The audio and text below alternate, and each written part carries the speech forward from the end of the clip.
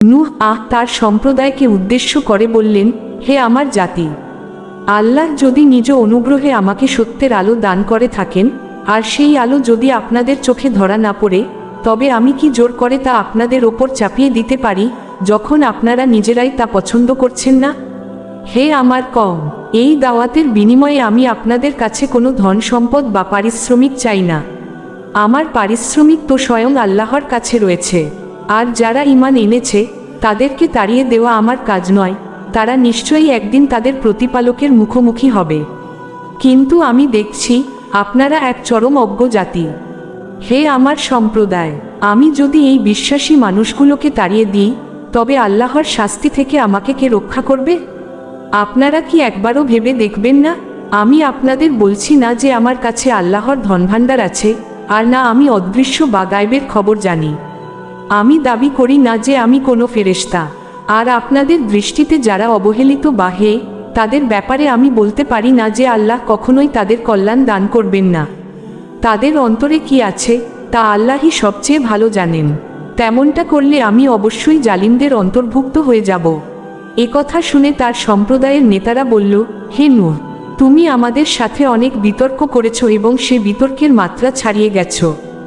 সুতরাং তুমি যদি সত্যবাদী হও, তবে যে শাস্তির ভয় আমাদের দেখাচ্ছ তা নিয়ে আসো। নূহ উত্তর দিলেন, ইচ্ছা করলে আল্লাহ নিজেই তা আপনাদের সামনে উপস্থিত করবেন এবং তখন আপনারা তাকে ব্যর্থ করতে পারবেন না।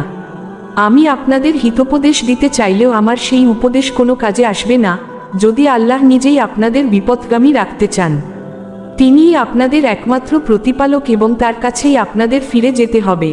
অনেকে বলে যে নূহ নিজেই এই বাণী বানিয়ে বলছে। বলুন, আমি যদি নিজে এটা রচনা করে থাকি, তবে আমার অপরাধের জন্য আমিই দায়ী হব। আর আপনারা যে অপরাধ করছেন তার দায় আমার নয়। এরপর নূহ এর প্রতি ওহী বা প্রত্যাদেশ নাজিল হলো, যারা ইতিমধ্যে ঈমান এনেছে তারা ছাড়া আপনার সম্প্রদায়ের আর কেউ নতুন করে ঈমান আনবে না। সুতরাং তারা যা করছে তার জন্য আপনি আর দুঃখ বা রাগ করবেন না। এখন আপনি আমার তত্ত্বাবধানে এবং ওহী অনুযায়ী একটি বিশাল নৌকা কিস্তি তৈরি করুন। আর যারা সীমালঙ্ঘন ও জুলুম করেছে তাদের ব্যাপারে আমাকে আর কোনো অনুরোধ করবেন না, তারা সবাই পানিতে নিমজ্জিত হতে চলেছে।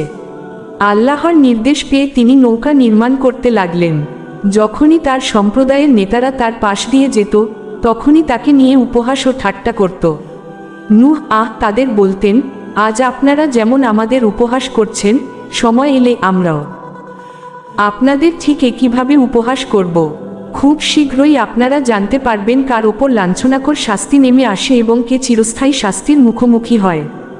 অবশেষে যখন আল্লাহর চূড়ান্ত আদেশ এসে পৌঁছালো এবং মাটির উনুন বা চুলো ফেটে পানি উথলে উঠল, তখন আল্লাহ বললেন, এই নৌকায় উঠিয়ে নাও প্রত্যেক জীবজন্তুর এক এক জোড়া, যুগল, এবং যাদের বিরুদ্ধে পূর্বেই ধ্বংসের সিদ্ধান্ত হয়ে গেছে তাদের বাদ দিয়ে আপনার পরিবার ও বিশ্ববাসীদের।